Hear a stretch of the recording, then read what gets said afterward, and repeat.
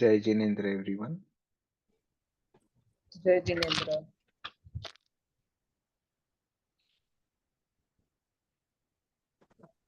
जय जिनेन्द्र सर। जय जिनेन्द्र सबको। नम्रता जी, कोई सर टीचर नहीं है, हम सब एक ही हम सब सेम लेवल के हैं। आपने इनिशिएटिव लेके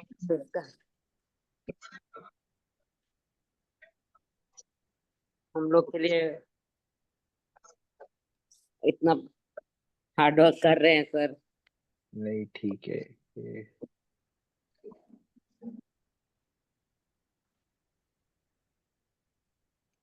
सब कैसे है? सिडनी में कैसा है वेदर? मैं मेलबर्न में हूँ। हाँ, तो मेलबर्न में आज थोड़ा ठंडा था।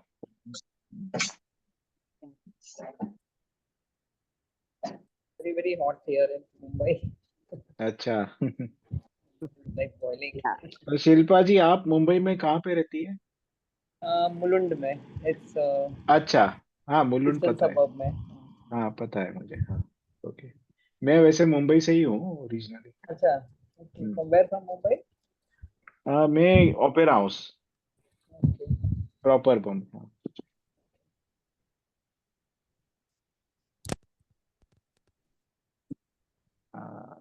अच्छा, रूही जी भी वहाँ अटकी है। अच्छा, आ गए।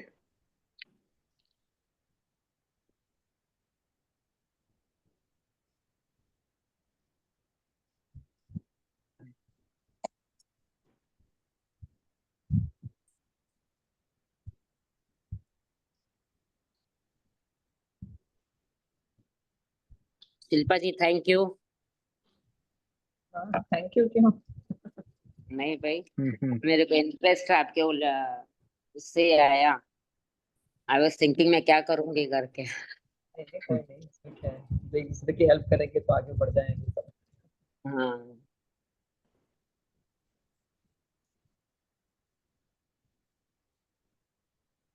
जय जिनेन्द्र सभी को।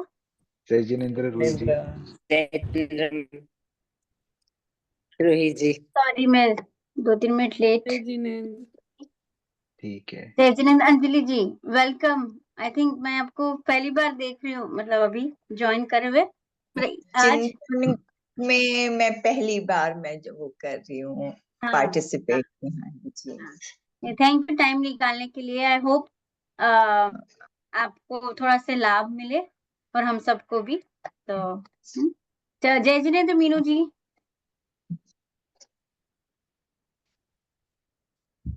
जय जिनेन्द्र रूही जी।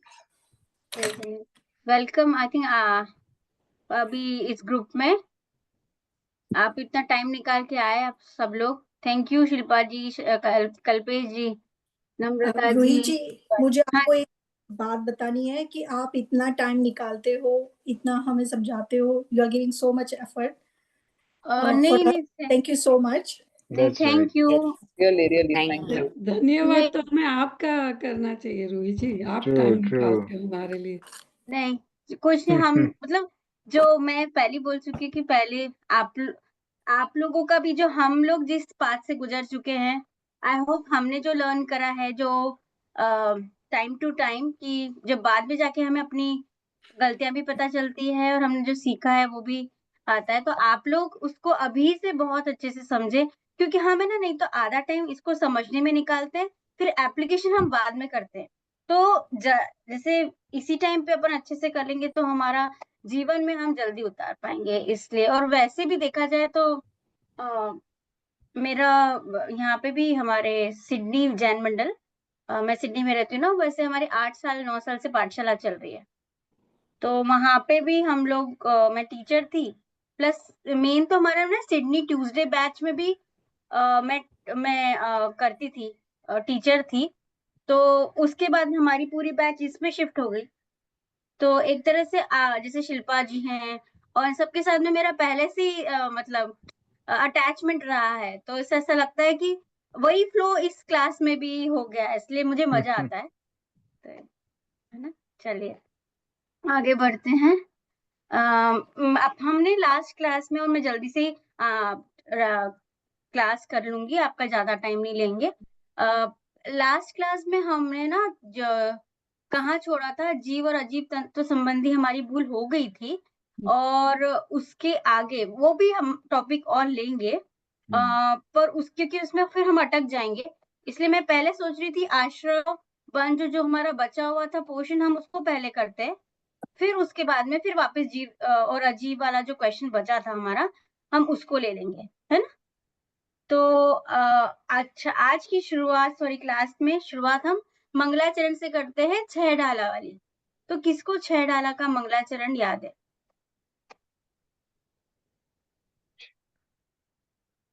मुझे तो नहीं। हाँ, मैं नहीं, मुझे भी नहीं है। मुझे भी नहीं। तो ताकि हम 6 डाला इसी बहाने थोड़ा सा कान में जाएगा, इसीलिए, है ना। ठीक है, मैं करती हूँ। ये 6 डाला जो हमारी ग्रंथ है ना, उसका मंगलाचरण। 3 भुवन में सार, वीतराग विज्ञानता, शिव स्वरूप शिवकार, नमः त्रियोग समाहारिके। ठीक है, वैसे भी ये जो चैप्टर है वो किस वाली किताब का, अंजलि जी आपको याद हो तो कौन सी वाली बुक का? वीतराग विज्ञान सेकंड। हाँ, सेकेंड है। नहीं, ये वाला जो चैप्टर है हमारा 7 थर्ड तत्व लेसन। संबंधी भूल, तो अंजलि जी आपको याद है ये वाला जो चैप्टर है वो किस बुक पे आधारित है? आप म्यूट पे हैं।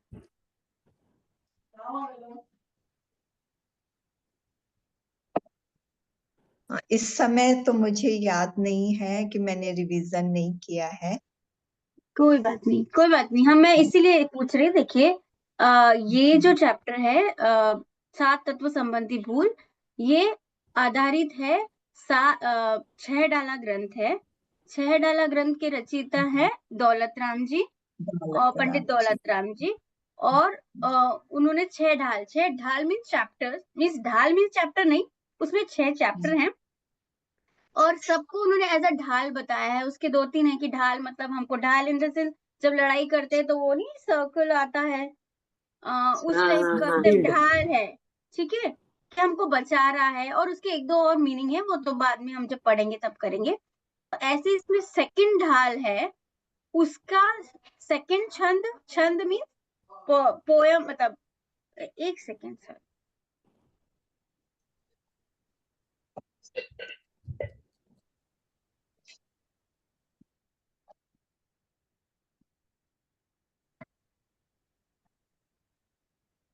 आप म्यूट पे है। सेकंड छंद और 7वें छंद के ऊ के आधार पर ये वाला पाठ लिया गया है ना। तो हम लोगों ने लास्ट क्लास में जीव और अजीव तत्व संबंधी भूल कर लिया था। अब आज हम आश्रम संबंधी भूल करेंगे। तो मीनू सॉरी, आज अंजलि मैं आपको ही पूछूंगी, अगर आश्रम का मतलब क्या है? कर्मों के आने के मार्ग को आश्रय कहते हैं। हाँ, कर्मों के आने को हमने आश्रय कहा, बिल्कुल सही, बिल्कुल सही, है ना। 1 सेकंड में क्वेश्चन। और कर्मों के आने को हमने आश्रय कहा। इसमें आश्रय में 2 टाइप के हैं आश्रय, ठीक है। 1 है भाव आश्रय, दूसरा है नम्रता जी, याद है? द्रव्याश्रय। गुड जॉब, सॉरी, बहुत अच्छा है, बिल्कुल। तो भाव आश्रय मतलब जब भी हम मोह राग द्वेष आदि के मतलब विकारी परिणाम करेंगे, उसको हम बोलते हैं शुभ अशुभ परिणाम करेंगे, जो परिणाम होते हैं ना उसको बोलते हैं भाव आश्रय। मतलब ये जो विपरीत परिणाम है वो भाव आश्रय कहलाते हैं। और इन भाव आश्रय के निमित्त से जो ज्ञानावरणी कर्म, जो द्रव्य कर्म आते हैं, है ना, उसको बोलते हैं द्रव्याश्रय। ठीक है अंजलि जी, मतलब हमने सोचा, मतलब कुछ बुरे परिणाम हुए तो हमारा हो गया, क्योंकि ये कौन कर रहा है, भाव कौन करता है अंजलि जी? भाव। मैं, आत्मा। आत्मा, है ना। तो उसको बोला हमने जीव की तरफ से देखा, और कर्मों का आना, जो कर्म होते हैं, ज्ञानावर्णीय, दर्शनावर्णीय, जो 8 कर्म बताए थे, वो क्या हुए, कर्म। और कर्म वो द्रव्य कर्म, और द्रव्य कर्म द्रव्य कर्म क्या, द्रव्य कर्म क्या होते हैं, पुद्गल या जीव, जीव के होते हैं कि पुद्गल के होते हैं? द्रव्य कर्म पुद्गल। पुद्गल होते हैं। पुद्गल होते हैं, तो इसलिए द्रव्याश्रव, इसलिए उनको अलग अलग कैटेगरी में कर दिया हम लोग, है ना, 2 अलग कैटेगरी। ठीक है, अब आश्रव, आश्रव का मतलब, आश्रव कैसे है, मतलब वो आश्रव क्या है, वो है वर्तमान में दुख रूप है, और भविष्य के लिए क्या होंगे, दुख के कारण होंगे। हाँ, ये कल्पेश। एक क्वेश्चन है, अगर हम द्रव्य कर्म को या द्रव्य आश्रव को पुद्गल कहेंगे, तो भाव आश्रव या भाव कर्म को हम क्या कहेंगे?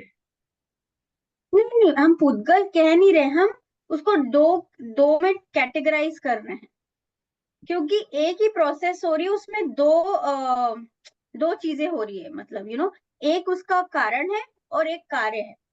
कारण किसका है कि हमने जो भाव करे, भाव। वो हमारा अच्छा, कारण है, और कार्य क्या हो रहा है, द्रव्यों का आना। ओके। तो उनमें दो एक तरफ से प्राकृतिक संबंध है। I think I read somewhere we can't really call it कारण कार्य संबंध, because that happens in the same द्रव। सेम टाइम, हाँ हाँ हाँ, तो एक नहीं, निमित्त नैमित्तिक संबंध है, और नहीं, जो द्रव्य कर्म है वो पुद्गल है, दे आर सूक्ष्म टाइप ऑफ पुद्गल, हाँ हाँ, एंड भाव कर्म आपके आत्मा के विभाव परिणाम है। अच्छा, तो राइट, हाँ, ये ओके। कार्य कारण मैं जो बताना चाह रही हूँ, लाइक वही, यानी कि दोनों का है, पर ये किसके, जैसे भाव कर्म क्या हो रहा है, और उसके निमित्त से डेफिनेशन, उसके निमित्त से दूसरा चीज हो रहा है। ऑल्दो हाँ, इसी डेफिनेशन में ये है, मैं इसकी डेफिनेशन आपको बिल्कुल क्लियर बता देती हूँ। जिन आपको लिखना भी हो तो याद लिख लीजिए भावाश्रव की करेक्ट डेफिनेशन। भावाश्रव, बिकॉज इसमें टॉपिक में नहीं था, मेरे को ज्यादा लंबा नहीं खींचना है, बट फिर भी भावाश्रव क्या है, जिन योग मोहादि भावों के निमित्त से ज्ञानावर्णी आदि, मतलब 8 कर्म आते हैं, उन योग मोहा, मतलब राग मोह द्वेष, मतलब एक योग को अलग रखा है, और मोहादि मतलब मोह में कभी भी आए ना, तो राग द्वेष मोह तीनों को मिला लीजिएगा।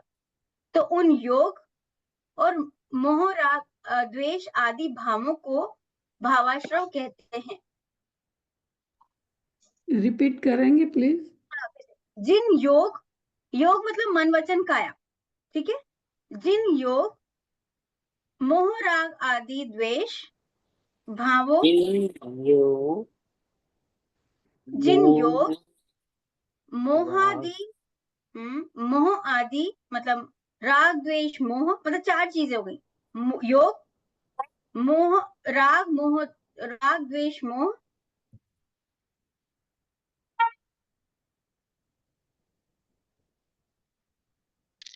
जिन के योग राग देश मोह मोह भावों के निमित्त से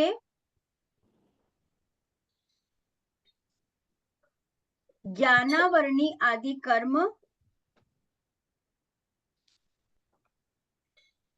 आते हैं, उन योग मोहादि मतलब उन भावों को भावाश्रव कहते हैं।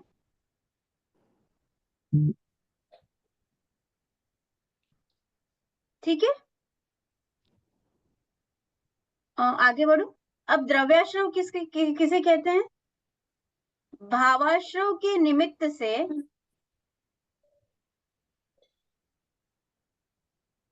भाव आश्रव के निमित्त से ज्ञानावर्णी आदि कर्मों का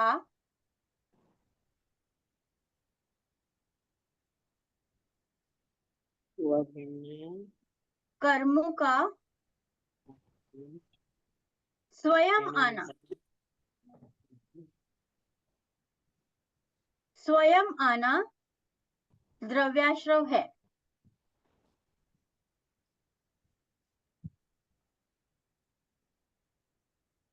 होगी ना डेफिनेशन?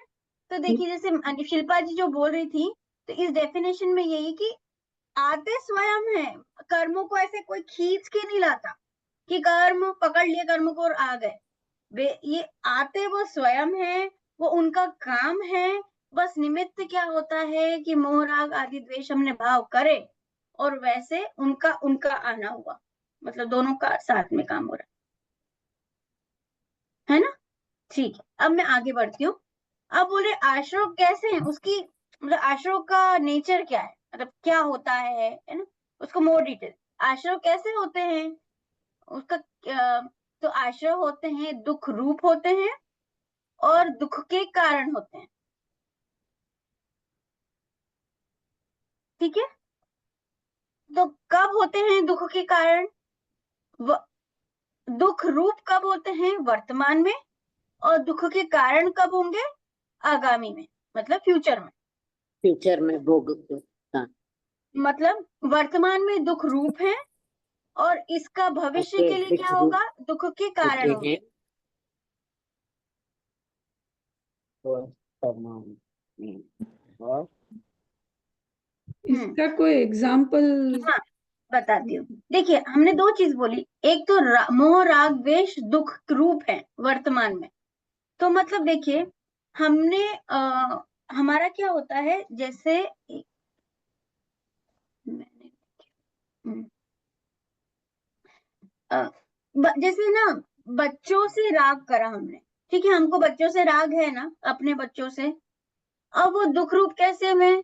देखिए जैसे हमने बच्चों को का कुछ भी, उसको वो बीमार हुए तो उनको दुख हुआ, हमको अपने आप दुख हो गया कि नहीं? हमने मोह किया, राग किया, तो दुख किसको हुआ? मेरे को भी हुआ, तो दुख रूप हुए, है ना। अब जैसे उन हमने क्रोध किया, ये तो हमारे राग का ले लिया। हमको जब जब भी राग करेंगे, हम अपनी बॉडी से भी राग करेंगे, अगर उसको कुछ भी हो गया तो हमको कैसा बुरा लगता है। तो ऐसे ही जो राग करते हैं वो दुख रूप होता है। आप देखिए जितना जिस चीजों से अटैचमेंट रखेंगे, जितना ममत्व रखेंगे, जितनी राग करेंगे ना, उतना दुख होगा। जब भी बिछड़ेंगे या फिर उसको पाने की लालसा भी होगी ना, हर टाइप से वो दुख का रूप ही होगा। अब दूसरा हमारा क्या दुख का रूप है? क्रोध। क्रोध हम द्वेष मान लो एग्जाम्पल में। तो जब हम क्रोध करते हैं तो क्या हमको अच्छा फील होता है? तब तो हमको दुख ही फील होता है ना। तो ऐसे ही जब हम शरीर, पति पत्नी, फैमिली आदि के प्रति मोह राग द्वेष करते हैं, तब राग से ही, मतलब तब उसी राग से हमको सुख दुख होता है ना। और इसका और एग्जाम्पल ले लेंगे तो मैम है ना, शरीर। हाँ जी। ऐसे भी अपन सोच सकते हैं ना, जैसे हमें अभी कोई तकलीफ हम महसूस कर रहे हैं, तो ये हमारे पुराने कर्मों का ही फल होगा ना। हाँ जैसे हम पहले भाव कर्म बांध लिया और हो सकता है अभी हम इस चीज को फेस कर रहे हैं, वो द्रव्य कर्म हो गया। सॉरी, आपने पहले बोला देखिए अभी हमको कुछ तकलीफ नहीं हो रही, हम आराम से हमारी इच्छा के अनुसार काम हुआ। आपको इच्छा थी कि क्लास ज्वाइन करो, तो आपको कोई सर नहीं दुखा, आपको कोई वो नहीं दुखा, बीमार नहीं पड़े, आपका कंप्यूटर भी ऑन हो गया, इंटरनेट की प्रॉब्लम नहीं हुई, है ना। तो ये सब परिस्थितियां तो अच्छी बन गई, तो इसको बोलते हैं अनुकूल परिस्थिति। अभी हाँ, आपके पास है ना। तो अनुकूल परिस्थिति क्यों बनी, किसका फलस्वरूप है? पिछले टाइम पे भी हमने जो कर्म बांधे थे वो अच्छे शुभ हाँ, कर्म बांधे थे, मतलब हाँ, ताकि हमको शुद्ध उसका भाव, फल एटलीस्ट जिनवाणी मिल रही है। शुद्ध भाव नहीं, शुभ भाव करे थे। शुभ भाव, हमने कभी ऐसा सही। ऐसा ऐसा चाहा होगा कि अरे मेरे को भी कभी ऐसा सुनने को मिले, या कहीं सुन लिया होगा और ऐसा कितनी अच्छी बात बोल रहे हैं, इतना इतना सा भी अगर हम जो भाव करते हैं उसका फल यही मिलता है, उसके जैसा चाहते हैं ना फिर वैसा मिलता है। तो ये सब मिलता उसी है। का है। आया मतलब ठीक है। रूही अब जी, हुआ। हाँ सॉरी, ये दुख रूप और ऐसे ही हाँ एक ख्याल आया कि दुख रूप और दुख के कारण का जो मैं पूछ रही थी, समझो अगर हमने अभी हमारी राग की वजह से समझो क्रोध किया अभी, तो नहीं, वो द्वेष की वजह से हाँ मतलब राग किसी भी बीच में चीज, होगा राग तो या हाँ द्वेष की वजह से हमने क्रोध किया, वो अभी वर्तमान में वो दुख रूप हो गया, क्योंकि तभी हमें दुख तो होता ही है। पर ऐसे बहुत बार करने से यदि अपनी तबीयत पे कुछ असर हो जो फ्यूचर में आगे जाके तकलीफ दे, तो फिर वो दुख का कारण बन जाता है ना, वही चीज। देखिए, उस टाइम पे भी जो तकलीफ होगी ना, वो ये तो निमित्त बनेगा कि आपकी सिचुएशंस ऐसी बनी कि आपने बार बार क्रोध करा, उसके हमको ऐसा लगा कि इसके कारण हमको वो परिस्थिति मिली, लाइक हमको ज्यादा टेंशन हो गया, हमको बीपी बढ़ गया, तो ये तो हमको वैसा लगेगा। बट बीपी बढ़ना बेसिकली वो किसी मतलब कर्मों का उदय है। तो अपने को देखिए दो टाइप से, और यहाँ पे मैं दुख रूप क्यों बोल रही हूँ, दुख रूप में ना दो चीज लेने का है। आकुलता, मतलब आकुलता है जब भी रहे ना, दैट मीन्स वो दुख रूप। तो दुख को दो चीजों से मानना, मतलब ऑब्वियसली ये वाला दुख, वो दुख को कि हमारी इच्छा अनुसार काम नहीं होना। दूसरा, ऐसी चीज जिसमें हमारी आकुलता हो, वो हमारा दुख मान लेना, कि आकुलता होना मतलब दुख होना, है ना। तो सॉरी, अब आपका क्वेश्चन में मैं क्या बता रही थी कि अपने को तो लग रहा है कि हम जो ये संसारिक भाषा में कि हमको बीपी क्यों बढ़ा, के हम बहुत ज्यादा टेंशन कर रहे थे, हम किसी छोटी छोटी बातों पे पहले स्टार्टिंग में टेंशन करते थे, फिर करते करते करते ऐसी हैबिट पड़ी कि हम सॉरी, पहले हम बड़ी चीजों पे टेंशन करते थे, फिर अब इतनी आदत पड़ी कि हम छोटी छोटी चीजों में भी टेंशन करने के, इसलिए हमारा बीपी बढ़ गया। तो डॉक्टर के पास जाएंगे ना, तो ये रीजन आएगा। बट वो बीपी बढ़ने का जो है, वो उस टाइम पे मतलब जो कर्म का उदय है ना, वो उस बीपी की बीमारी आने का कर्म का उदय था, ये ऐसा भी बोलेंगे। आपको मेरा क्वेश्चन मतलब आंसर समझ में आया कि नहीं, मैं उसको और नहीं तो खुलासा कर। हाँ, यस मैम। नहीं, वो तो समझ में आ गया, कर्मों का उदय हाँ। से मैं कोशिश कर रही थी कि दुख रूप और दुख के कारण उसमें डिफरेंशिएट करना चाह रही थी। हाँ, वो नहीं, सही बात है। और दुख के कारण क्यों, क्योंकि वही कर्म मान लिए, तो आगे जाके जब कर्म का उदयगा तो यही बनेगा ना। हाँ, तो वो दुख का कारण हो गया ना। हाँ, ऐसा।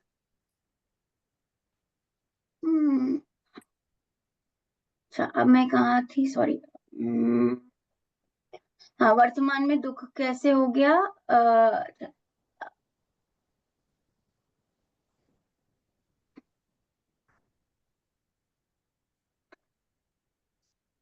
चूंकि अब इसके बाद में हम ये जो था हमारा, राग आदि प्रगट ये दुख देन तिन ही सेवत गिनत चैन, इसमें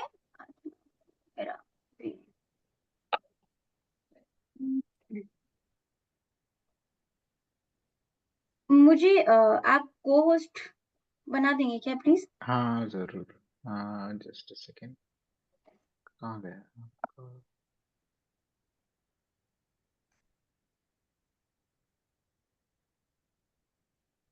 जी, हो गया।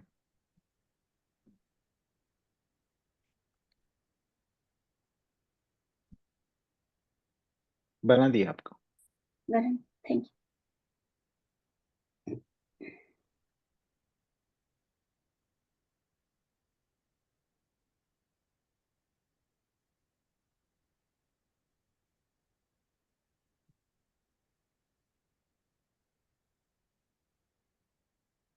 हाँ, इसमें जो लाइन थी हमारी, रागादि प्रकट ये दुख देन तिन ही का सेवत गिनत चैन, इसमें रागादि मतलब राग द्वेष मोह आदि भाव। आपको मैं शेयर करती हूँ।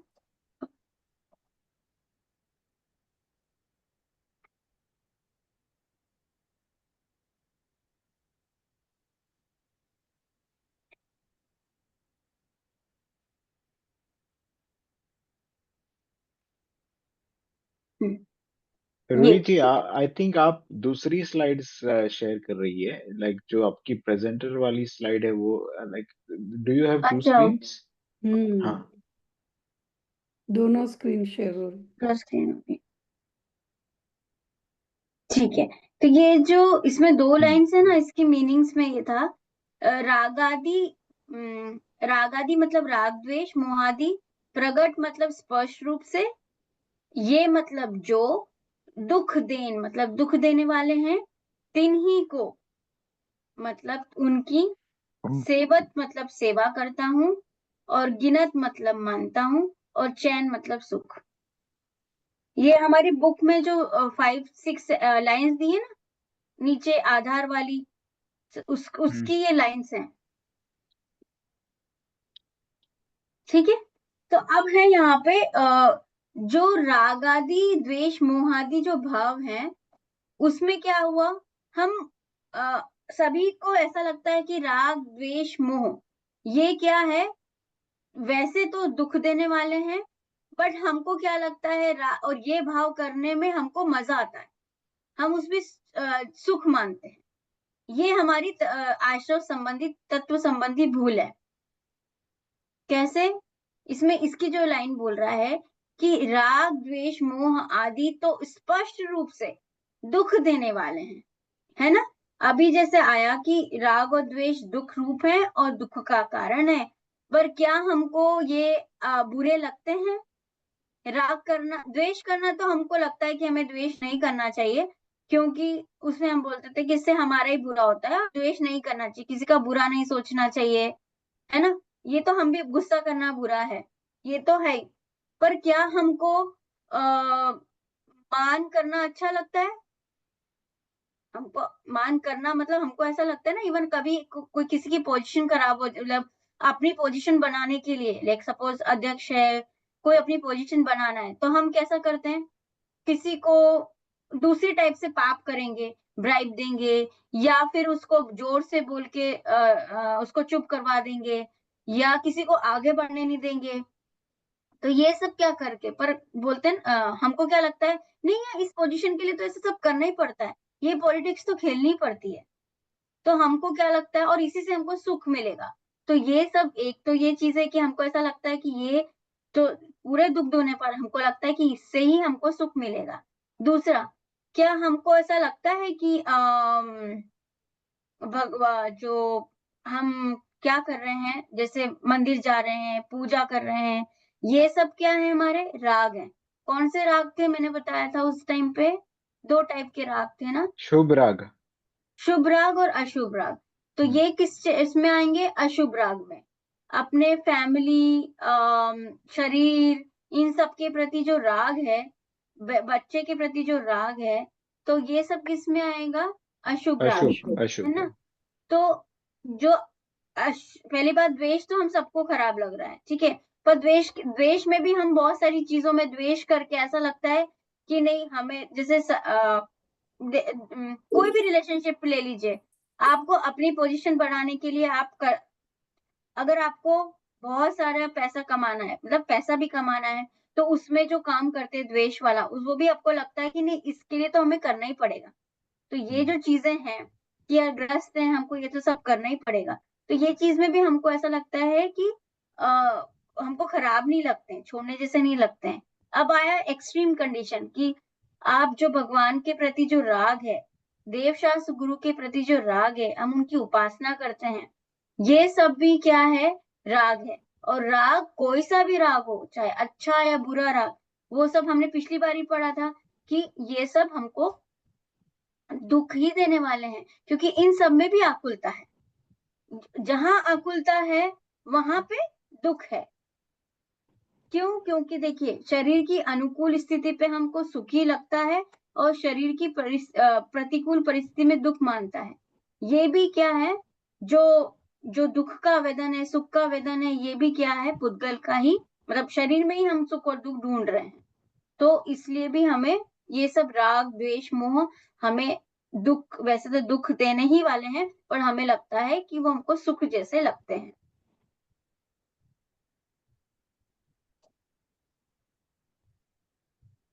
और जिस ये जो हम जो मिथ्यात्वादी जो कषाय करते हैं ना, उसमें क्या करते हैं कि हम लोग कर्म के निमित्त से उत्पन्न विभाव को हम मानते नहीं है, मतलब अपना स्वभाव मानते हैं इन सब चीजों को, और जो कर्म के निमित्त से जो उत्पन्न विभाव को हम ये कि ये सब मेरे विभाव है, हम इन सबको हम विभाव नहीं मानते, इनको अपना करने योग्य चीजें मानते हैं, ये राग आदि को।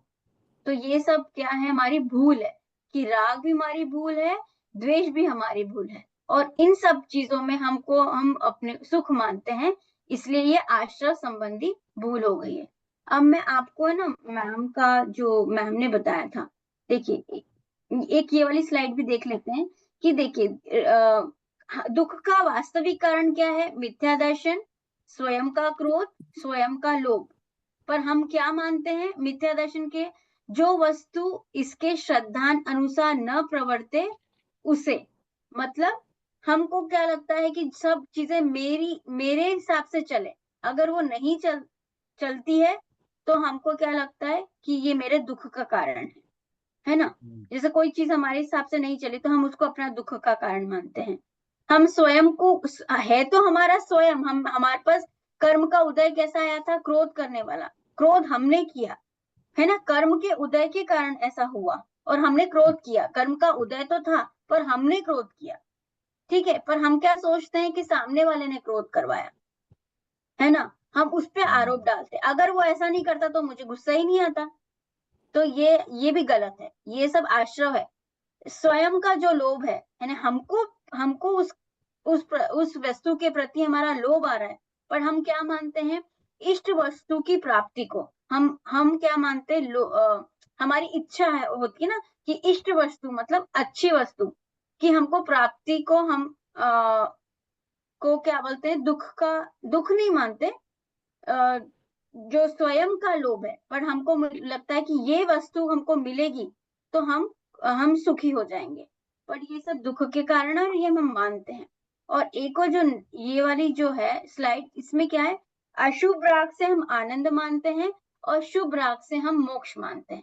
ऐसा होता है ना कि हम जितना पूजा पाठ करेंगे उससे बाकी धर्मों में भी यही है ना कि शुभ राग करेंगे, जितनी पूजा करेंगे, जितने भगवान की भजन गाएंगे, जितनी हम करेंगे उससे हमको मोक्ष जाएगा, हम जितना स्वाध्याय करेंगे उससे हमको मोक्ष की प्राप्ति होगी। तो ये सब नहीं है, हम चाहे कितना भी मतलब मुनि अवस्था भी धारण कर लें तब भी हमारा मोक्ष संभव नहीं है। तो शुभ राग से मोक्ष संभव नहीं है, पर हम ऐसा मानते हैं। अशुभ राग करेंगे तो में भी हम आनंद मांगते हैं।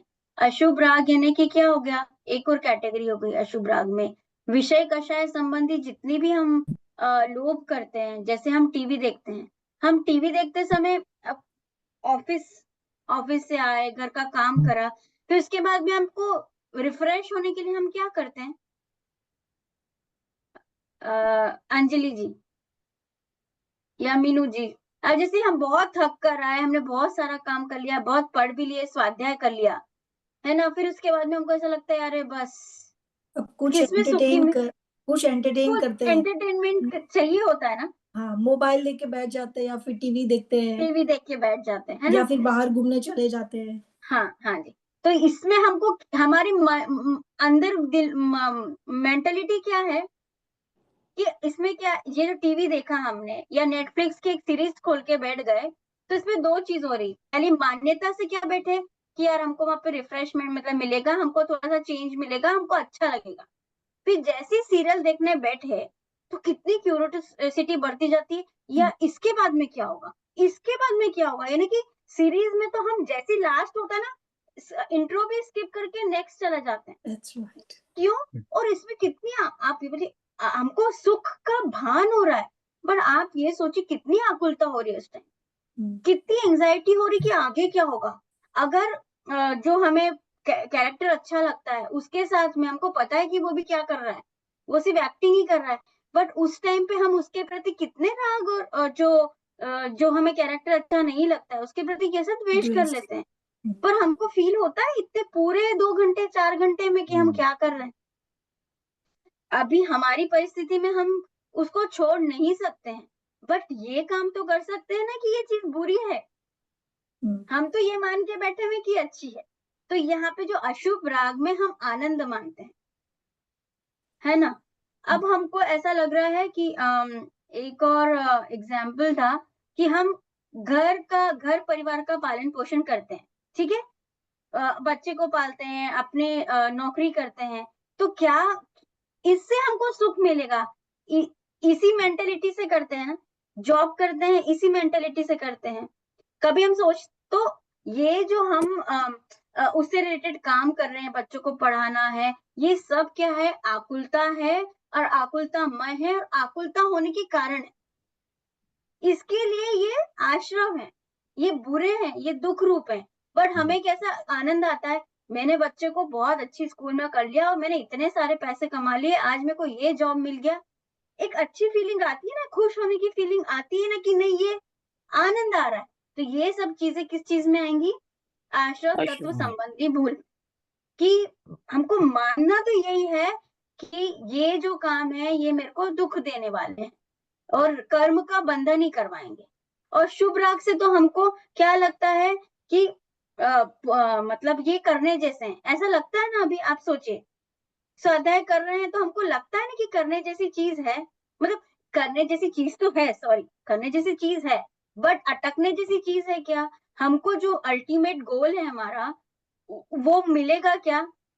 नहीं मिल पाएगा। अल्टीमेट गोल क्या है?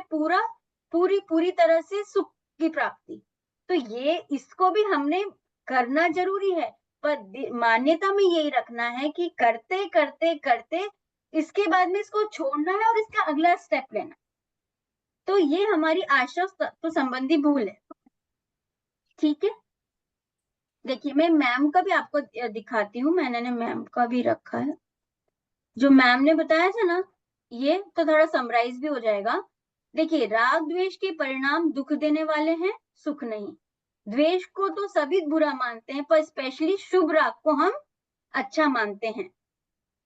मन वचन काया की एक्टिविटी चल रही है तो इससे कर्मों का आश्रय हो रहा है और वो छोड़ने लायक है। जो योग डेफिनेशन आया था ना, डेफिनेशन में योग आया था ना, इसमें मन वचन काया, जैसे हम मन वचन हमने कुछ सोचना विचारना करा ना, ये भी कर्मों को अट्रैक्ट करते हैं। ठीक है, जैसे एक बार भी मैंने बताया था ना कि अरिहंत भगवान की भी मन वचन मोह राग द्वेष तो खत्म हो जाते अरिहंत बनने टाइम पे, पर उनकी फिर भी मन वचन काया की एक्टिविटी हो रही होती है।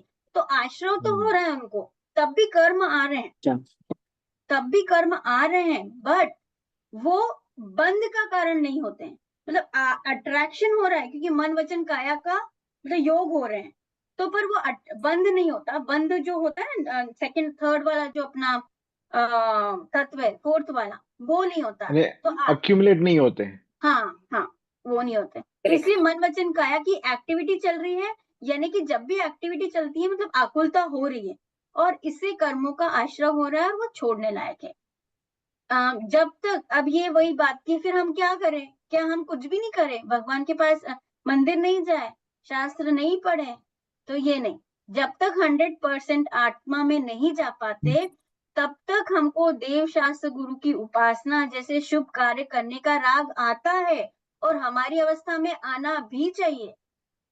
पर अच्छा कार्य करते समय अंडरस्टैंडिंग करेक्ट रखना है कि जो मैं बोल रहा हूँ, मतलब जो हम स्वाध्याय कर रहे हैं या सॉरी क्लास चल रही है, मैं बोल रही हूँ, ये मेरा काम नहीं है, ये किसकी? भाषा वर्गणा का काम है। भाषा वर्गणा मतलब पुद्गल कर्म पुद्गल ही होते हैं जो भाषा के रूप में निकलते हैं।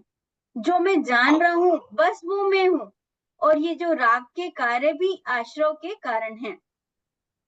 फिर हमको भगवान के दर्शन करना है, जैसे जिन दर्शन से निज दर्शन की प्रेरणा मिलनी चाहिए। मतलब हम जो भी शुभ काम कर रहे हैं ना, उससे हमारा अल्टीमेट एम यही होना चाहिए कि हमको क्या मिल रहा है, हमको हमारे गोल तक पहुंचना है। तो हमको भगवान के दर्शन करने से हमको अपनी आत्मा को दर्शन करने की प्रेरणा मिलती है। इसलिए हमको शुभ राग छोड़ना भी नहीं है और यहीं पर अटके भी नहीं रहना, क्योंकि फिर ये बंध का कारण बन जाएंगे, आश्रय का कारण बन जाएंगे। ऐसा, ठीक है।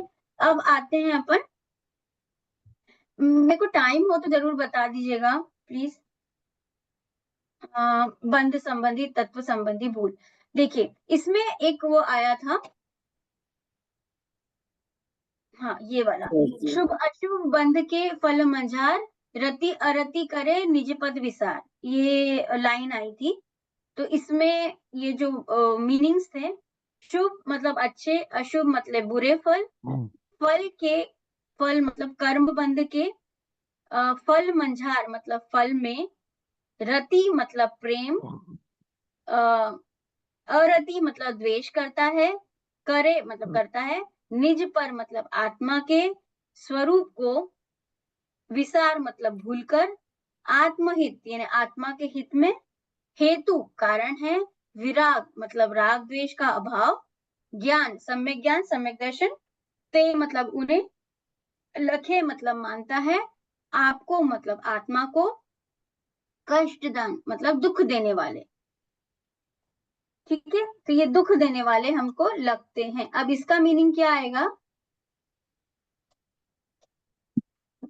इसका मीनिंग में ये आएगा कि हम अच्छे बुरे फल में मतलब कर्म के फल में रति करते हैं और अरति करते हैं, यानी कि अच्छा फल आता है तो हमको क्या लगता है कि अच्छा है, मतलब हमारे लिए अच्छा है। जो पुण्य, दो टाइप के फल है ना, हमको क्या पुण्य मिलता, साता यानी अच्छा हमारा कुछ हो रहा है, या असाता यानी प्रतिकूल परिस्थितियां बन रही है या अनुकूल परिस्थितियां बन रही है। अनुकूल परिस्थितियां बन रही है उसमें हमको क्या लगता है, अच्छा लगता है, और प्रतिकूल परिस्थिति बनती है तो हमको क्या लगता है, द्वेष हो रहा है। तो पर हम क्या करते हैं, आत्मा के स्वरूप को भूलकर, जो आत्मा के हित का जो भी कारण है, जिसमें हमारी सच में आत्मा को का हित होगा, वैसे विरागी मतलब राग द्वेष का अभाव करने वाले, किससे अभाव होगा हमारा, सम्यक ज्ञान सम्यक दर्शन से। उन्हें तो उनको क्या मानता है, उसको दुख रूप देने वाला मानता है। ये पूरे उसका बता रही हूँ। बट जो बंध तत्व में क्या आएगा, शुभ अशुभ फल के मंझार, रति अरति करे निज पद विसार। तो ये वाली जो लाइन है ना, सिर्फ बंध तत्व की भूल है। ये जो बाकी वाली जो मैंने बोला है वो दूसरी लाइन से, जो कि संवर तत्व संबंधी भूल है। तो जो लेफ्ट वाला है ना पूरा, जो आपने स्टार मार्क लेफ्ट वाले, वो बंध तत्व की भूल है। तो हम शुभ अशुभ बंध में क्या करते हैं, प्रेम करते हैं या द्वेष करते हैं। अब उसमें गलती क्या आ रही है मैं बताती हूँ। हम आत्मा के स्वरूप को भूलकर शुभ कर्म में या शुभ कर्मों के फलों में हम क्या करते हैं, राग करते हैं, और अशुभ कर्म में या अशुभ कर्मों के फल में हम क्या करते हैं, द्वेष करते हैं। ये देखिए, हम आत्म स्वरूप को भूलकर शुभ कर्म में या शुभ कर्मों के फल में हम क्या करते हैं, राग करते हैं, और अशुभ कर्म में या अशुभ कर्मों के फल में हम द्वेष करते हैं। शुभ कर्म के फल में यह हमको क्या क्या मिलता है, शुभ कर्म के फल में जैसे हमको बहुत अच्छा घर मिलेगा, पूरी उसके घर मिलेगा, पति मिलेंगे, यानी कि पूरी कंडीशंस हमारी बहुत अच्छी, अच्छा शरीर मिलेगा, तो हम उस पर राग करने लग जाते हैं। और जैसे ही हमारे साथ कुछ बुरा होने लगता है या फिर हमारा तो उस वाले फल को हमको अच्छा नहीं लगता है। पर यानी शुभ कर्म के फल में हमको स्वर्ग गति मिलती है एग्जाम्पल, या अशुभ कर्म के फल में अगर हमको नरक गति मिले, पर दोनों तो गतियां ही है ना, दोनों ही संसार है। ठीक है, और संसार मतलब दुख, तो दोनों में ही दुख है। ऐसा नहीं है कि शुभ कर्म करे तो हमको सब कुछ अपनी परिस्थिति के हिसाब से मिल रहा है तो वो अच्छा है, पर वो अच्छे कर्म आके तो चले जाएंगे ना, फिर वापस वही साइकिल शुरू हो जाएगा। तो इसलिए हमारे को शुभ कर्म में हमारे को वो फल अच्छे हैं और अशुभ कर्म वाले फल अच्छे नहीं हैं। ये जो हमारी धारणा है, ये सब बंध तत्व संबंधी भूल है कि बंध तो अच्छे बुरे होते ही नहीं है। क्या होता है अच्छा बुरा, बंध अच्छा बुरा नहीं होता, कोई पदार्थ अच्छा बुरा नहीं होता। कैसे, कोई एग्जाम्पल देगा केवना जी, ऐसा कोई एग्जाम्पल देंगे कि ये पदार्थ अच्छा बुरा नहीं है? सबसे पूछूंगी ये वाला। सुरेश जी, अरे जय जिनेन्द्र सुरेश जी, जय जिनेन्द्र मादिया जी, जय Jinendra Anil ji, welcome to the Chintavan class, Chintavan not class, अपना ग्रुप। यहाँ अलग अलग क्यों लिखा है कि शुभ कर्म में और शुभ कर्मों के फल में? शुभ कर्म में तो आश्रव का होगा ना, और शुभ कर्मों के फल में बंध का है। Is it that way? हाँ, वही है, शुभ कर्म या शुभ कर्मों के फलों में, यानी पहला वाले वही होगा कि हम जो कर्म में, मतलब यहाँ पे अपनी मेंटेलिटी में की बात है यहाँ पे, कि हम शुभ कर्म करते हैं, वो आश्रम से भी आप ले सकते हैं बेसिकली। कि हाँ, हमारे दिमाग में क्या है कि हम अच्छा कर्म, मतलब अच्छा काम करें, अच्छा कर्म करें, वो वाली चीज है। तो ये भाव भाषण वाले हिसाब से आएगा। केवल या कुछ समझ में आया? अनिल जी, में जो क्वेश्चन मेरा है, आप कैसे प्रूव करेंगे कि कोई भी पदार्थ, कोई भी वस्तु अच्छी बुरी नहीं होती है? This is very important. Anil Kumar ji, Suresh ji,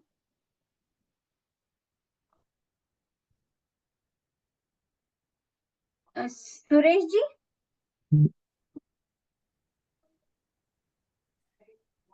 कौन बता सकता है? कुछ थोड़ा सा आइडिया लगाइए। मीनू जी, आप, मेरा क्वेश्चन है, कोई एग्जाम्पल ऐसा है कि एक पदार्थ है, पदार्थ मतलब कोई भी वस्तु ले लीजिए, लैपटॉप ले लीजिए, फोन ले लीजिए, कुछ भी ले लीजिए, कि वो अच्छी बुरी नहीं होती।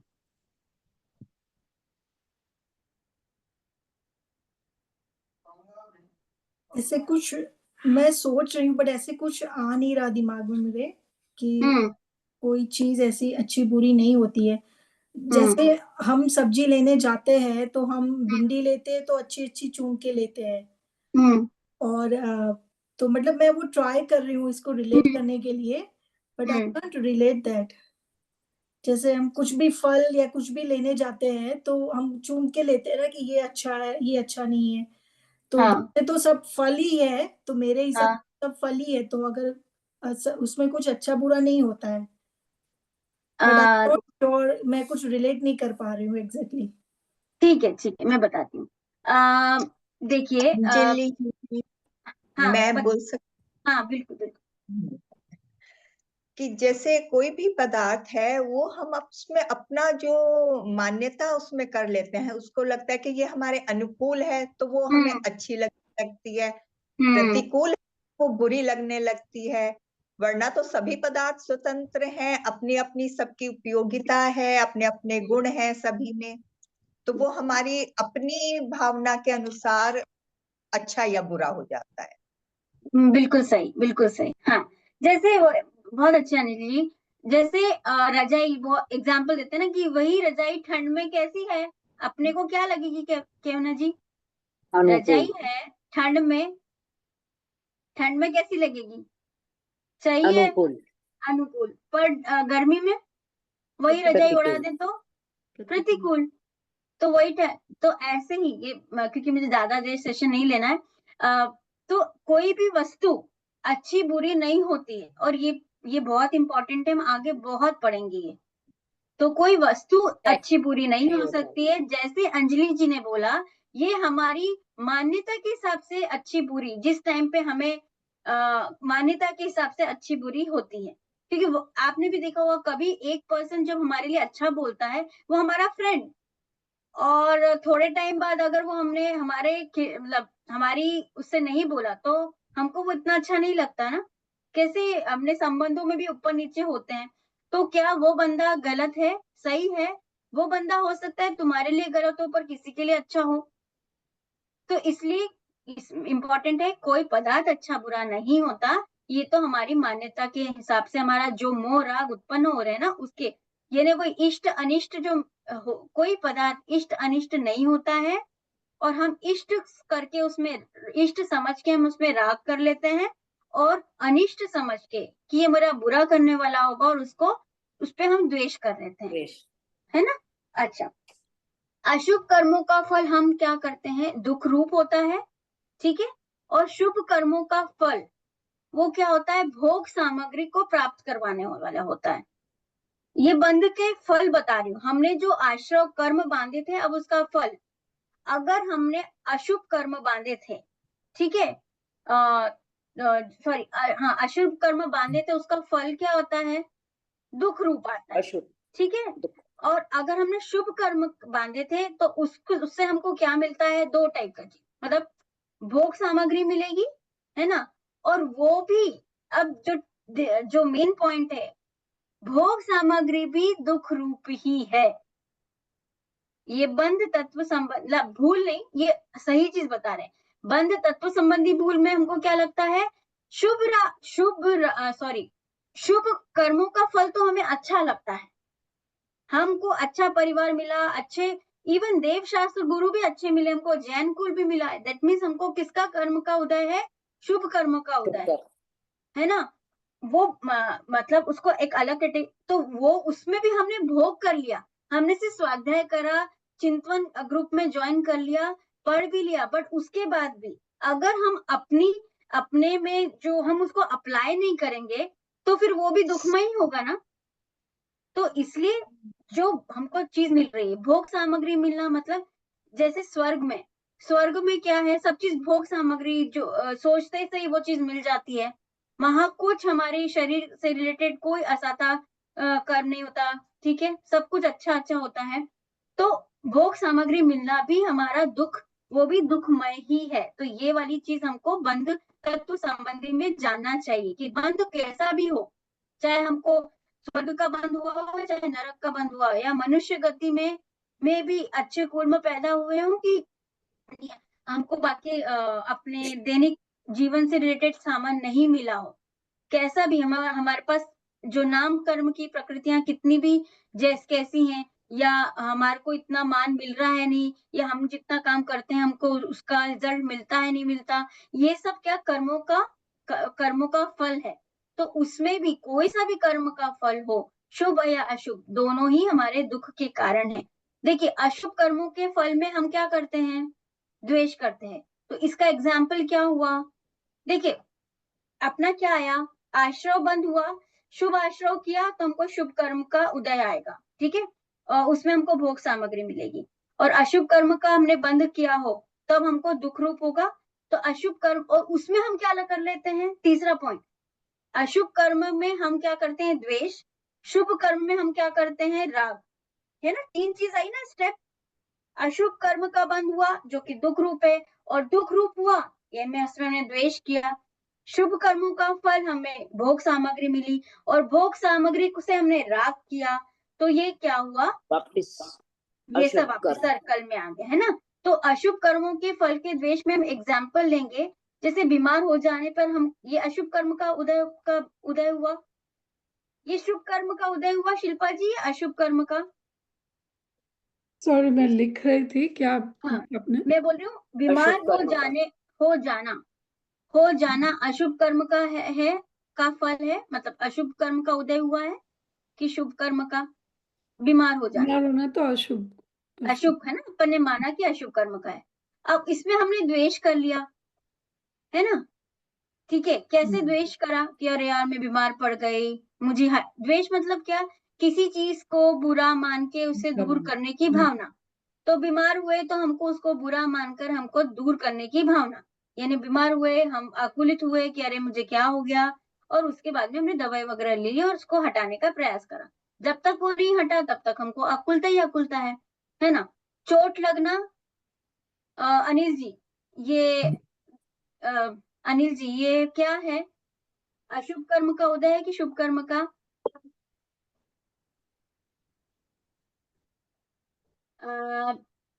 गरीब होना, ये अशुभ, गरीब होना कौन सा है सुरेश जी? मार्दिया जी, अशुभ कर्म का उदय, गरीब होना, ये अशुभ कर्म का उदय है कि शुभ कर्म का? अब हमको ये देखना है कि इसमें हम द्वेष कैसे करते हैं, मतलब इन सब चीजों में हम क्या द्वेष करने लग जाते हैं। गरीब होने पे हम कैसे दुखी हो जाते हैं, तो ये सब द्वेष है। अगर मौसम खराब हुआ, ठीक है, बहुत तेज बारिश हो रही है, बहुत तेज ठंड लग रही है, और हमें कहीं जाना है, या फिर, तो हम क्या हो जाते हैं? इसमें द्वेष करने लग जाते हैं, उसको हटाने लग जाते हैं, कैसे आकुलित हो जाते हैं जब तक वो नहीं हटता है, जब तक लाइट नहीं आ, सपोज बहुत तेज आंधी तूफान आई, लाइट चली गई, आंधी तूफान से हमने द्वेष किया, ये क्यों हुआ? और उसके बाद में लाइट चली गई तो हम तब तक आकुलित होते रहेंगे, है ना। अच्छे कुटुंबी नहीं मिले, मतलब अच्छा परिवार नहीं मिला हमें, तो हम द्वेष करते हैं। तो यानी कि अशुभ कर्मों के फल में भी हम द्वेष करते हैं। अब शुभ कर्मों के फल में हम कैसे राग करते हैं? जैसे अच्छे कुटुंबी मिले तो हमको उन सबसे कितना राग हो जाता है, कितना बोलते मेरे मेरे मैं तो इतने अच्छे परिवार से आई हूँ, माँ यहाँ ऐसा ऐसा है, मेरा बेटा तो बहुत अच्छा पढ़ने में होशियार है, वो तो मेरी बहुत बात सुनता है। धनी होने पे हमको अच्छा लगता है, अच्छा परिवार मिलने पे बहुत बहुत अच्छा लगता है, यानी राग होता है। सुंदर होने पे हमको बहुत अच्छा लगता है, अच्छा खाना-पीने मिलने पे हमको बहुत अच्छा सुख का अनुभव होता है। लोगों के द्वारा अपनी प्रशंसा हुई या बढ़ाई में अच्छा माना, तो ये सब क्या हुआ? हम सब में क्या कर रहे हैं? राग कर रहे हैं।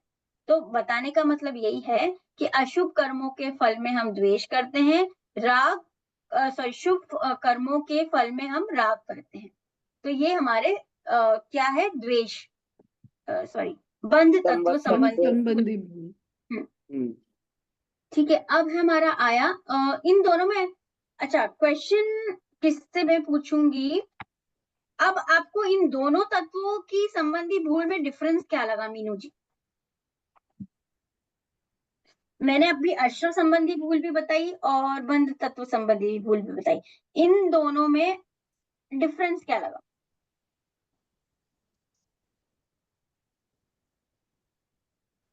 दोनों में डिफरेंस,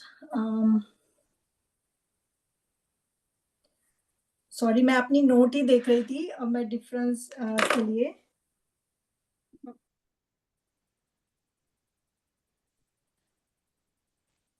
सुरेश जी, अनिल जी, अगर आप लोग ऑनलाइन हैं तो अगर आप ट्राई करना चाहेंगे क्वेश्चन को, नहीं तो अंजलि जी सॉरी कल्पेश जी आप ट्राई करना चाह रहे थे।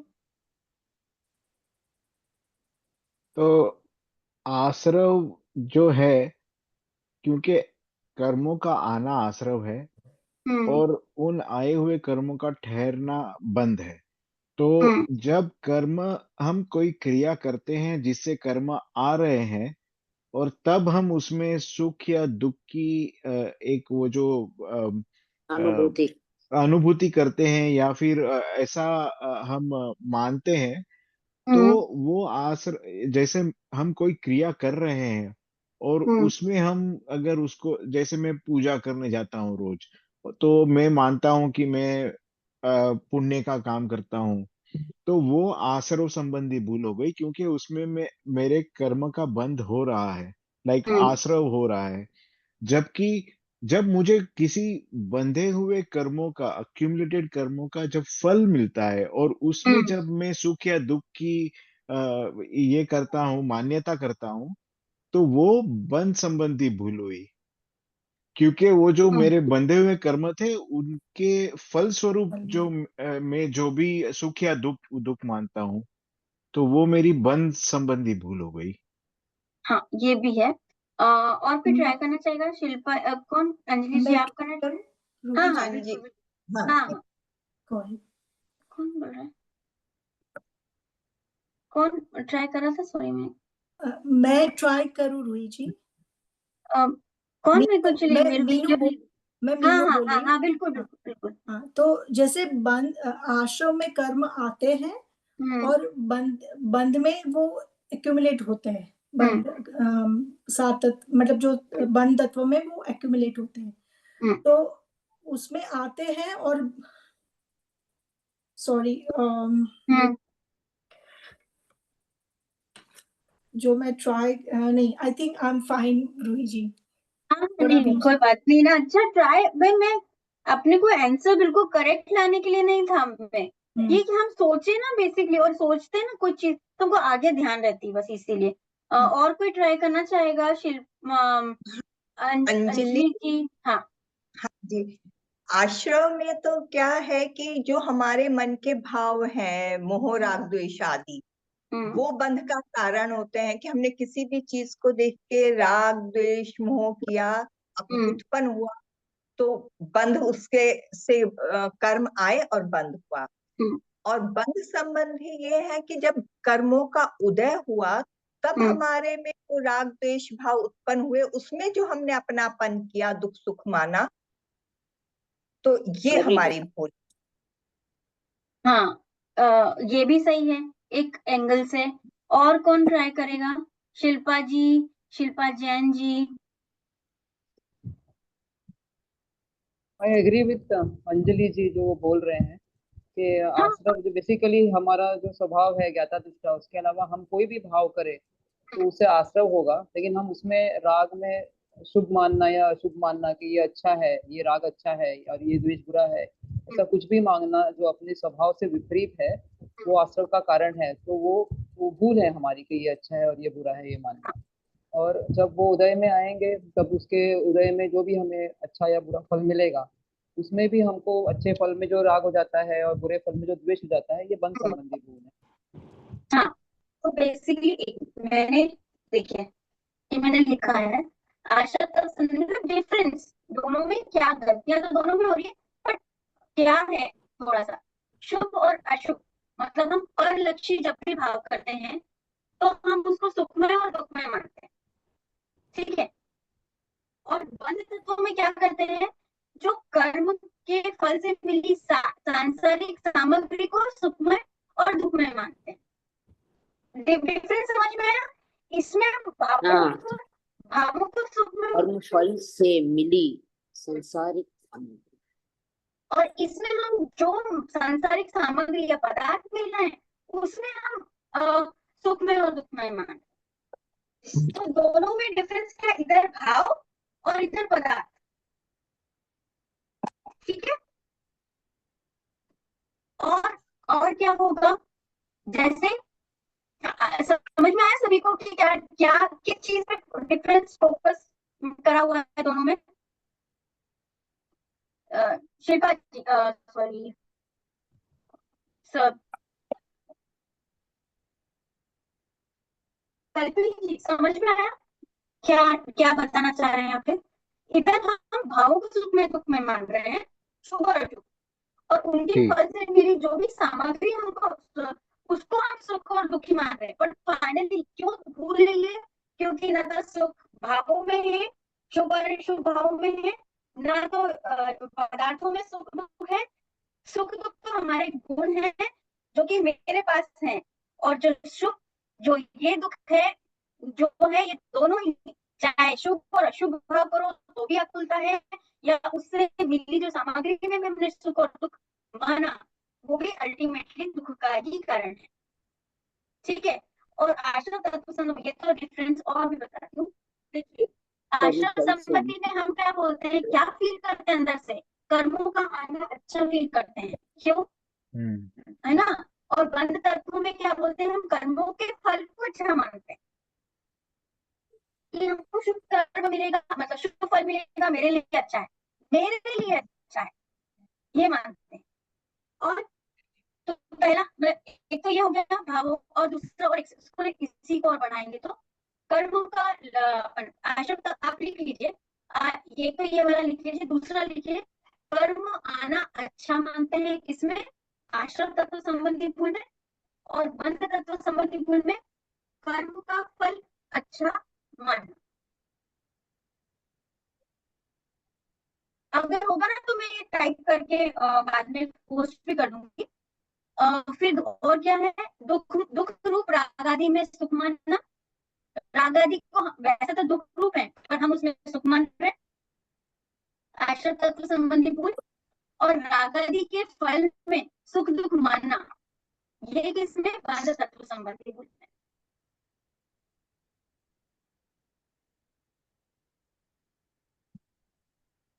फिर एक है राग आदि को अपना स्वभाव मानना।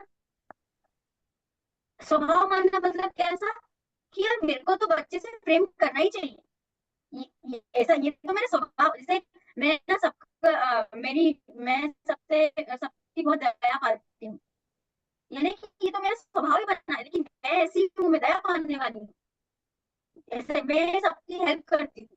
तो ये सब हमें ना अपने आप को मैं सबको हेल्प करती हूँ, मैं सबको क्या बोलते हैं, हाँ, तो ये सब एक तरह से हम अपने स्वभाव मानने लग जाते हैं कि यही करना मेरा काम, स्वभाव मानने लग जाते हैं। तो हमारा जो मेन स्वभाव है ना, हम उसको भूल जाते हैं। हमारा मेन स्वभाव करने वाला नहीं है, हमारा स्वभाव सिर्फ जानने देखने वाला है, कि मैं सिर्फ जान और देख ही सकता हूँ, मतलब आत्मा। ठीक है। और बंध तत्व संबंधित भूल में क्या आएगा कि राग आदि के फल में अपने को कर्ता मानना, कि जैसे मेरे साथ में कुछ अच्छा मतलब मेरे को राग आदि के फल में अपने को कर्ता मानना, यानी अगर हमारे साथ कुछ अच्छा हो जाए, जैसे मैंने एक दिन सब्जी बहुत अच्छी बना ली, तो क्या मैंने सब्जी अच्छी बनाई तो उसमें ना हमने क्या अपने आप को कर्ता बना दिया कि ये मैंने बनाई, तो उसमें हम कर्ता बन जाते हैं। जैसे हम जो राग आदि के फल मतलब कि हमने उसके फल में हमको फल में अपने को कर्ता मानना। इस वाले में सॉरी, मैं आपको ना ये लिख के दूंगी और इसको एग्जाम्पल के साथ में भी उसमें अटैच कर दूंगी, क्योंकि अभी मेरे पास है ना टाइम खत्म हो गया है, तो मैं इसको पहले एग्जाम्पल से सब तीनों को समझाने वाली थी, और अभी टाइम नहीं है तो मैम हाँ बोलिए।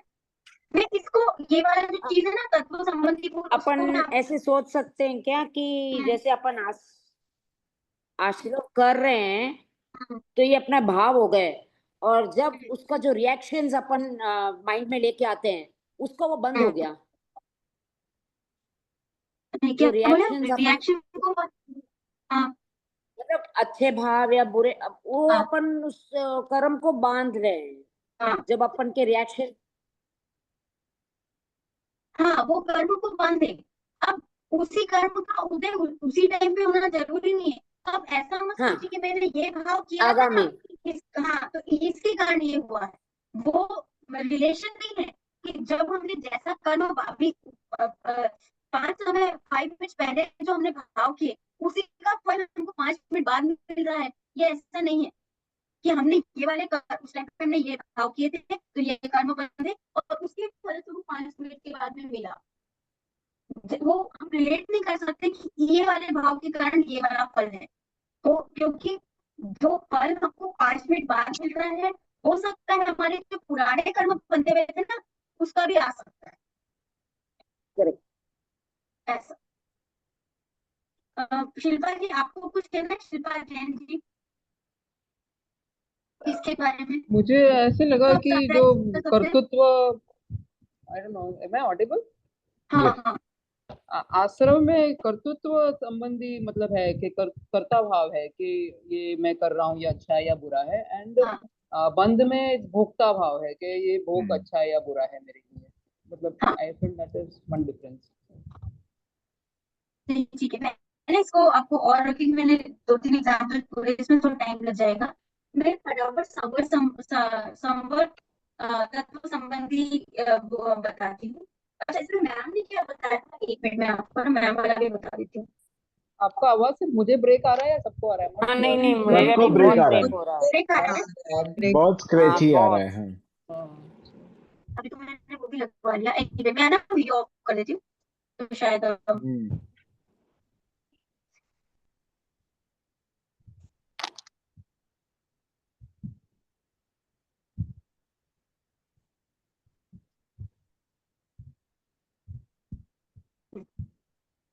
मैं समूह तत्व संबंधी भूल, ये बंध तत्व संबंधी जो मैम ने बताई थी आप लोगों को दिख रही है? वो है मोक्ष तो शुभ अशुभ कर्मों के नाश से ही होता है, यही यह नहीं जानता। व्रत संयम तब यह मतलब जीव ये नहीं जानता कि शुभ और अशुभ कर्मों के नाश से ही मोक्ष होता है ना। व्रत संयम तप आदि शुभ कार्य हैं, उसे पुण्य का बंध होगा तो स्वर्ग या अच्छी गति मिलेगी, पर स्वर्ग भी परमानेंट सुख नहीं है। हम ये नहीं जानते, हम क्या बोलते हैं जनरल लैंग्वेज, देखो अच्छे खूब सारा है ना, तब अपने बहुत सारे उपवास कर लो तो तुमको कितना सॉरी क्या बोलते हैं, अगर हमने किसी चीज को करने 10 इसके उपास करोगे ना, इस वाले किसी चीज के 10 उपास करोगे तो तुमको कितने पुण्य का बंध होगा, ये लैंग्वेज में बोलते हैं। तो हम क्या बोलते हैं कि पुण्य को हम अच्छा मान रहे हैं, दिमाग में तो यही है ना।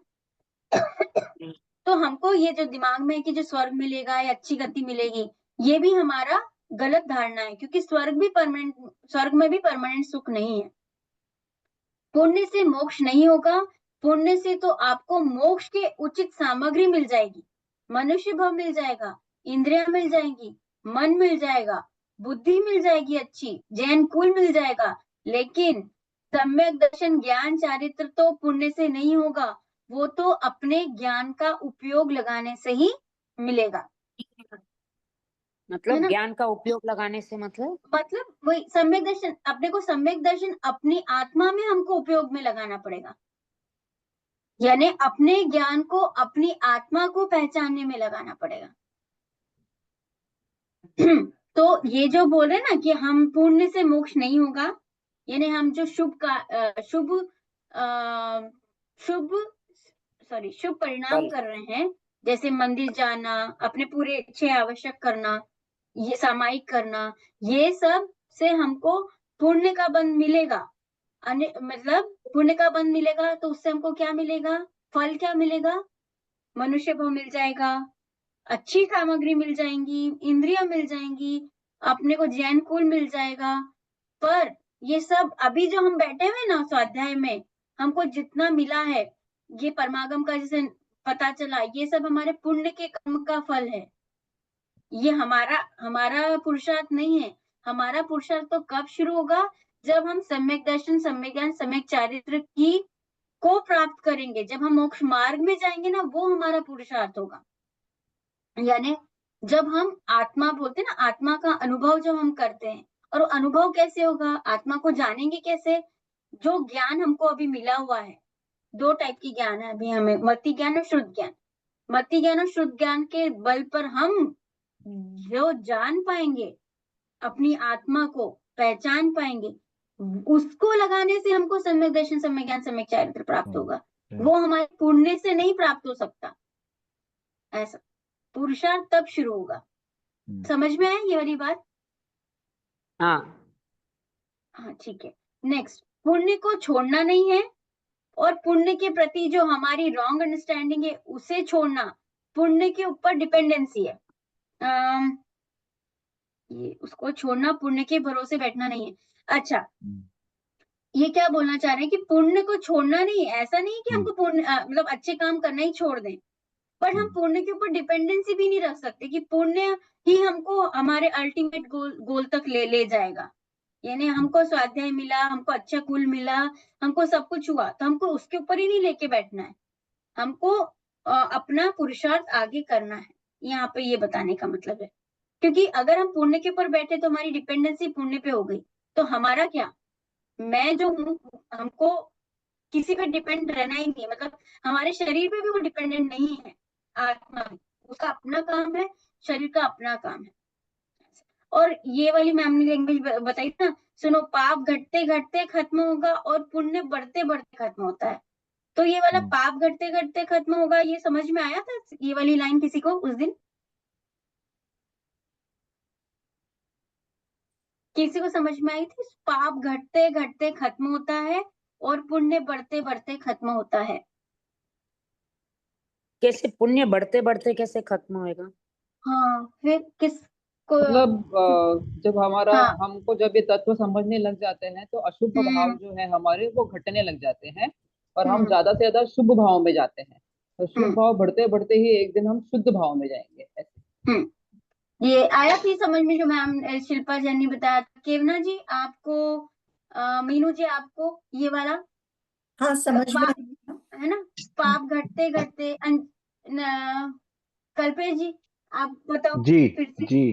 हाँ हो गया तो ना? हाँ तो शुभ, जैसे ये शिल्पा जी ने बताया कि अशुभ भाव जो है वो जैसे ही घटते जाएंगे तो अपने शुभ भाव पाप घटेंगे, और एज अ कॉन्सिक्वेंस अपने शुभ भाव बढ़ते जाएंगे। जैसे शुभ भाव बढ़ते जाएंगे तो एक तरफ तो पुण्य भी बढ़ता जाएगा, लेकिन धीरे धीरे हमको शुद्ध भाव की तरफ भी ले जाएगा, और आखिर में शुद्ध भाव में जाएंगे तो मोक्ष हो जाएगा।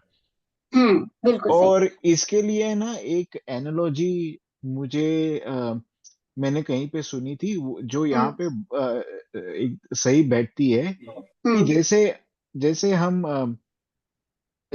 हमारा शरीर जैसे मैला होता है, तो हम क्या, हमें वो मैल जब निकालना होता है तो हम पहले साबुन लगाते हैं।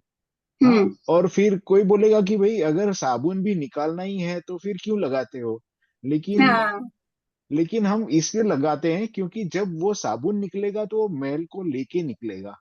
तो उसी तरह ये जो पुण्य है, वो पुण्य शुरू लाइक वो तो करना एक, तो पड़ेगा ही। हाँ, तो पुण्य एक यानी आंशिक आंशिक तरीके से ये उपादेय है। क्योंकि जब पुण्य बढ़ेगा तो वो और जब वो बढ़ा हुआ पुण्य जाएगा तो साथ में पाप को भी साथ में लेके जाएगा, और इवेंचुअली वो शुद्ध भाव में ले जाएगा अपने को। बिल्कुल सही है ना। तो जैसे एग्जाम्पल हुआ ना कि अपन गुण जैसे बढ़ते जाते हैं, हम पाप घटते घटते ही खत्म होता है ना, कि हम वही आपने जो आप लोगों ने जो बोला ना कि हम जैसे ही हमको शुभ काम में जाते जाएंगे, यानी अच्छा काम करेंगे, यानी विषय कषाय से हटेंगे, अपना पर की तरफ ध्यान देना कम शुरू करेंगे, कषाय कम करेंगे, ठीक है, प्रमाद कम करेंगे। तो ये जो आश्रव के जितने भी कारण हैं, 5 कारण है आश्रव के, वो बाद में करेंगे। तो उन सबको कषाय को सबको कम करते जाएंगे ना, तो हमारे साथ अपने आप पाप घटते जाएंगे, क्योंकि हम क्रोध नहीं करेंगे। पाप मतलब हिंसा, झूठ, चोरी, कुशील, परिग्रह। अब वो सब यानी कि हम वो नहीं करेंगे, कषाय नहीं करेंगे, तो हमारे पाप अपने आप बंधेंगे ही नहीं, तो पाप घटते जाएंगे। और पुण्य कैसे बढ़ेंगे? जैसे अभी हमने अगर पुण्य बढ़ा, पुण्य यानी कि हम देव शास्त्र गुरु की उपासना, रोज मंदिर जा रहे हैं, ठीक है, रोज मंदिर जा रहे हैं, फिर हमारे में ये भाव आए कि हम क्या करते हैं, प्रतिमाधारी बनते हैं। प्रतिमाधारी मतलब श्रावक बनते हैं, जो पंचम गुण स्थान बढ़ती है, ठीक है।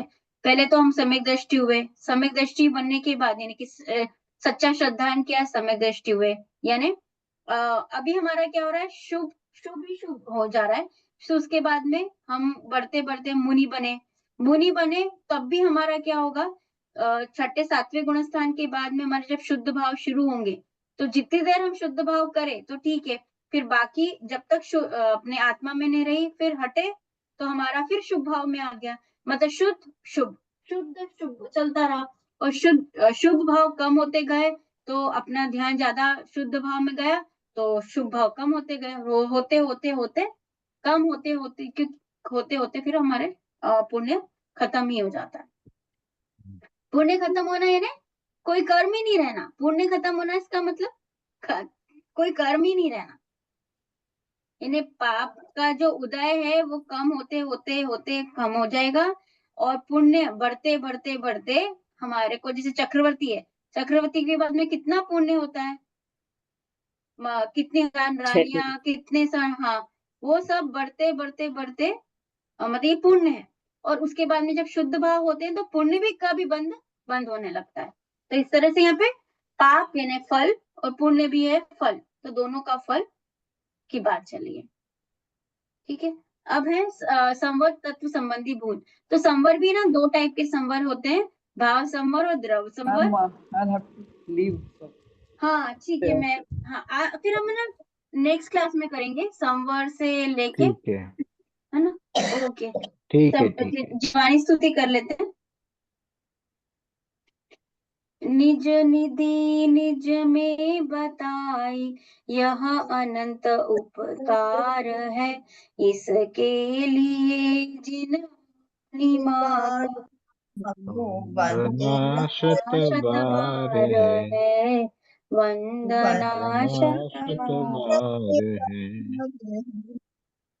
जय जिनेंद्र। जय Jinendra. Jinendra, thank you very जय much. जिनेंद्र। धन्यवाद धन्यवाद Thank you, धन्यवाद। बाबा। जय जिनेंद्र।